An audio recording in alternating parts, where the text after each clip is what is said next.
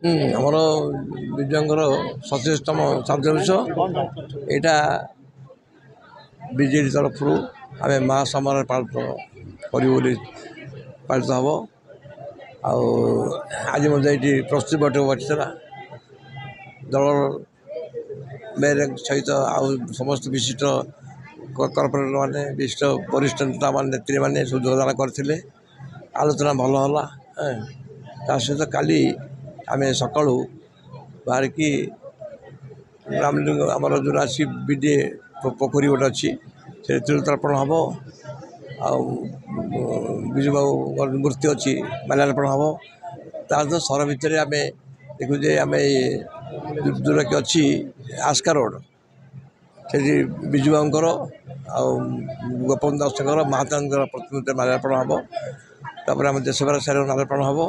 ତା ସହିତ ଆମେ ରାମ ମନ୍ଦିର ଦେଖିବାକୁ ଯିବୁ, କାହିଁକିନା ଇଏ ରାମନବମୀ।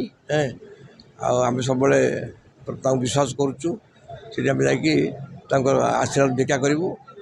କଲା ପରେ ଉପରବେଳା 4ଟା ବେଳକୁ ରାମଲିଙ୍ଗ ପାର୍କ ଯେଉଁ ଅଛି ତା'ର ଉତ୍ତର ପଟେ ସାଧାରଣ ସଭା ହେବ।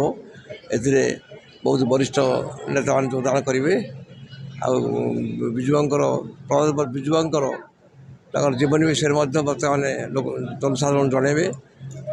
କାଲି କାର୍ଯ୍ୟକ୍ରମଟା ଆମେ ଭାବୁଛୁ ସମସ୍ତଙ୍କ ସହଯୋଗରେ କେମିତି ସଫଳ ହେଉ ପ୍ରଭୁ ଜଗନ୍ନାଥ ଆମେ ପ୍ରାର୍ଥନା କରୁଛୁ। କାଲି ଆସନ୍ତାକାଲି 27ତମ ଶ୍ରାଦ୍ଧ ଦିବସ ପ୍ରଭାତ ପୁରୁଷ ବିଜୁବାବୁଙ୍କର ସେ ସଂକ୍ରାନ୍ତରେ ବ୍ରହ୍ମପୁର ବିଜୁ ଜନତା ଦଳ ଆଜି ତା'ର ପ୍ରସ୍ତୁତି ବୈଠକ କରିଥିଲେ।